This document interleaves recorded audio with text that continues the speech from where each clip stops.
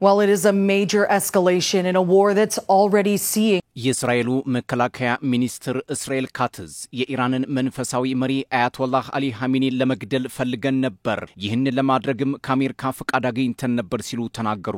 የኢራኑ ውጭ ጉዳይ ሚኒስትር አባስ አራግቺ ፔንታጎንና ጽዮናውያኑ ባለፈው 12 ቀናት ባደረጉት ጥቃት በኒውክሌር ጣቢያችን ላይ ቀላል የማይባል ጉዳት አድርሷል ማለታቸውን መገናኛ ብዙሃን መዘገባቸው ተመላክቷል። ሲአይኤና የትራምፕ አስተዳደር በኢራን የኒውክሌር ጣቢያ ላይ ከባድ ጉዳት በማድረስ ለአስርታት ወደ ኋላ እንድትመለስ አድርገናል ማለታቸውና ኢራን ደግሞ ለወራት ነው ስትል ማስታወቋም የሚዘነጋ አይደለም። The Iranian Foreign Minister Abbas Araghchi has now acknowledged what he called serious damage. በመካከለኛው ምስራቅ የሚገኙት ሁለቱ ባላንጣዎች ኢራንና እስራኤል ወደ ጦርነት መግባታቸው መላው ዓለምን አስፈርቶ እንደነበር የሚታወስ ቢሆንም አሁንም የስጋቱ ጥላ ቢሸፈን እንጂ መገለጡ አይቀርም የሚሉ ተንታኞች አልጠፉም። ለዚህ እንደ ማስረጃ የሚያቀርቡት የሁለቱ ሀገራት መሪዎች የቃላት ጦርነት አንድ ቀን ወደ ከባድ እልቂት መግባታቸው እንደማይቀር ጠቋሚ ነው በሚል ነው።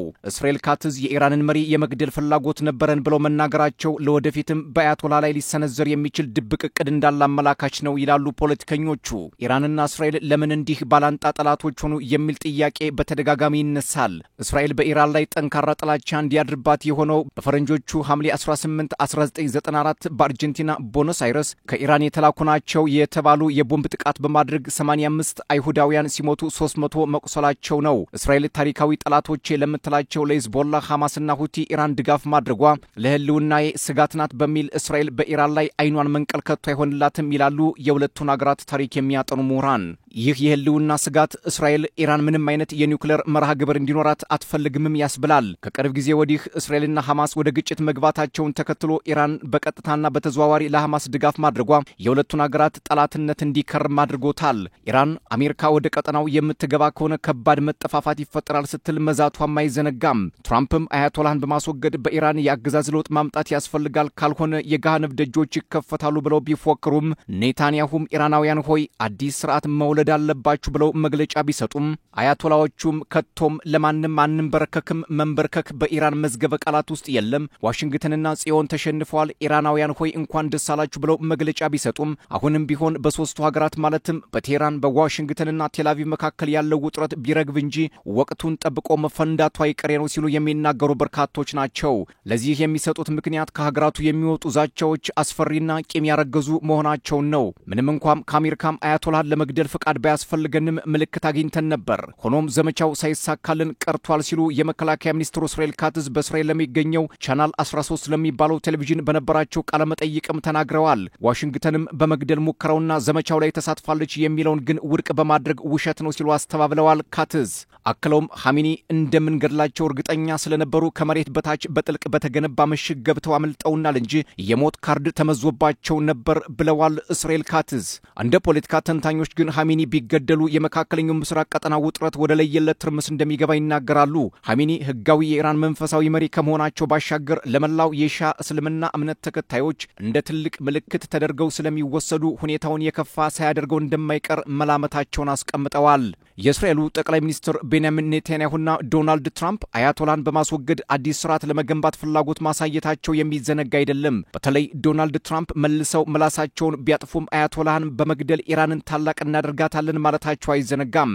በአንዳንድ ፖለቲከኞች ዘንድ የራሳቸውን የቤት ስራ ሳይጨርሱ ኢራንን ታላቅ አደርጋለሁ ማለታቸው ቀልድ አስመስሎባቸው አልፏል ዶናልድ ትራምፕ። በሌላ በኩል እስራኤል ካትዝ ኢራን ሌላ ትንኮሳ የምትፈጽምና የኒውክሌር መርሃ ግብሯን የምታስቀጥል ከሆነ ጥቃት ማድረግ እንደምንችል ከአሜሪካ ፍቃድ ተሰጥቶናል፣ ነገር ግን ኢራን ዳግመኛ እጇን እንደማታነሳና የኒውክሌር ትግበሯን እንደምታቋርጥ አስባለሁ ሲሉ ተደምጠዋል። ካትዝ አንዴም የአሜሪካ ፍቃድ ያስፈልገንም አንዴ ከአሜሪካ ፍቃድ አግኝተናል የሚል የተምታታ ሐሳብ መስጠታቸውም ተመላክቷል። ኔታንያሁ በበኩላቸው የጦርነቱ ውጤት የድል መስኮትን የከፈተ ነው ማለታቸውም ተሰምቷል። ከአረብ ሀገራት ጋርም የዲፕሎማሲ ስምምነት እንዲኖር መንገድ የጠረገም ብለውታል። አያቶላህ አሊ ሐሚኒ በበኩላቸው አሜሪካ ዳግም በኢራን ላይ ለጥቃት የምታዘነብል ከሆነ ምላሹ የከፋ እንደሚሆን አስጠንቅቀዋል።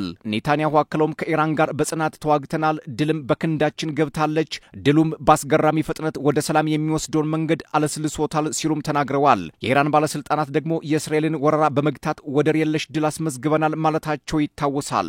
ይህ የ12 ቀናት ጦርነት በሁለቱም ወገን ድል አድርገናል የሚል መግለጫ መብዛቱ በጦርነቱ ሁሉም ተሸንፈዋል አሊያም ሁሉም አሸንፈዋል የሚል ድምዳሜ ላይ በፖለቲከኞች እንዲሰጠው አድርጓል። የኢራንና እስራኤል እንዲሁም በአሜሪካ የታጀበው ጦርነት ብዙ የተደበላለቁ ነገሮች ታይተውበታል ነው የሚባለው። ትራምፕ በኢራን ላይ የፈጸመው ጀብድ ታሪካዊና ከዚህ በፊት በአሜሪካ መሪዎች ያልተደረገ ሲሉ ማወደሳቸው ሲሰማ፣ የፔንታጎን ባለስልጣናት ደግሞ መረጃው የተዛባ ነው፣ የኢራን ኒውክሌር እንደሚባለው ጉዳት አልደረሰበትም ሲሉ፣ ዓለም አቀፉ የአቶሚክ ኃይል ተቆጣጣሪ ተቋም በኢራን ደረሰ ስለተባለው ጥቃት ዝርዝር መረጃ የለኝም ሲል መግለጫ መስጠቱ፣ ሩሲያ አሜሪካና እስራኤል ዓለምን በውሸት መረጃ እያወናበዱ ነው ስትል መግለጫ ማውጣቷ፣ አያቶላዎቹም ቀድመን የኒውክሌር ማብለያ ግባቶችን ወደ ሌላ ስፍራ አዘውረናቸዋል ማለታቸው፣ ዛሬ ደግሞ አባስ አራግቺ ትልቅ ጉዳት ደርሷል፣ ሆኖም ዓለም አቀፉ የአቶሚክ ኃይል ተቆጣጣሪ ኃላፊ ራፋኤል ግሮሲ ወደ ኢራን ገብተው ስለደረሰው ጉዳት እንዲያጣሩ አንፈቅድም፣ ይህ በፓርላማችን የተወሰነ ነው፣ አዲስ ነገር ካለ ግን እናያለን ብለው መናገራቸው የ12 ቀናት ጦርነት ውጤቱ ምን እንደሆነ ግልጽ አይደለም የሚሉ የፖለቲካ ተንታኞች እንዲበራከቱ አድርጓል። በዚህ የ12 ቀን ጦርነት ዓለም ታላቅ ዕዳ ይመጣባት ይሆን የሚል ስጋት ፈጥሮ እንደነበርም አይዘነጋም። በሌላ በኩል ፈርስት ፖስት ይዞት በወጣው መረጃም የእስራኤሉ መከላከያ ሚኒስትር እስራኤል ካትዝ አያቶላህ አሊ ኻሜኒ ከሚገደሉት የኢራን ባለስልጣናት መካከል የመጀመሪያው ረድፍ እንደተቀመጡ መናገራቸውን አስነብቧል። ከዚህ ዘገባ ጋር በተያያዘም እስራኤል ኢራን ላይ ለምን ቃታዋን ሳበች የሚለው ጉዳይ ነው። እንደ ኔታንያሁ ገለጻ ኢራን በፈረንጆቹ ሰኔ 13 የጀመሩት የማያንቀላፋ አንበሳ ዘመቻ ዋና ኢላማው ኢራን የኒውክሌርና ሚሳኤል ግንባታዋን ማምከን እንደነበር ገልጸው የ50 ዓመቱ ጨቋኝ አገዛዝ ለሀገራችን ሞትን ይመኝ ስለነበር ቀድመን ማጥቃታችን ዓላማችን እንዲሳካ አድርጓል ሲሉ ኔታንያሁ ይሞግታሉ። የ12 ቀናቱ ዘመቻ መሳካቱንና ለመሳካቱን ግን ታሪክና ጊዜ የሚያወጡት እንደሆነ ፖለቲከኞች ይደመድማሉ። በመጨረሻም የኢራን ውጭ ጉዳይ ሚኒስትር አባስ አራግቺ ከአሜሪካ ጋር በኒውክሌር ጉዳይ ለመነጋገር እስካሁን ድረስ እቅድ የለንም፣ ትናንት ሐሙስ ዶናልድ ትራምፕ በሚቀጥለው ሳምንት ከኢራን ጋር በኒውክሌር ጉዳይ እንመክራለን ማለታቸውንም አጣጥለውታል።